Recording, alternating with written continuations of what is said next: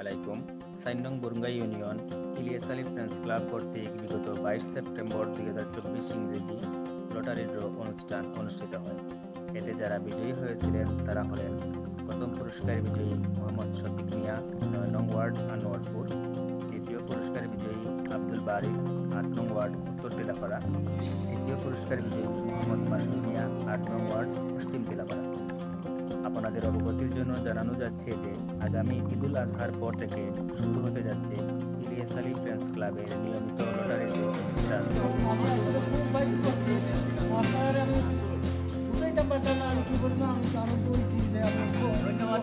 আপনার পুরস্কার ভাইয়া কিতা মনোর আপনার কাছে? জয় ইনশাল্লাহ ইনশাল্লাহ দোয়া করবা। আচ্ছা আচ্ছা আলহামদুলিল্লাহ আলহামদুলিল্লাহ আলহামদুলিল্লাহ ঠিক আছে। তৃতীয় পুরস্কার কয়েকে আপনি সবগুলো লইয়া যাক, কয়েকে আপনার তৃতীয় পুরস্কার আমরা দেওয়া হয়েছে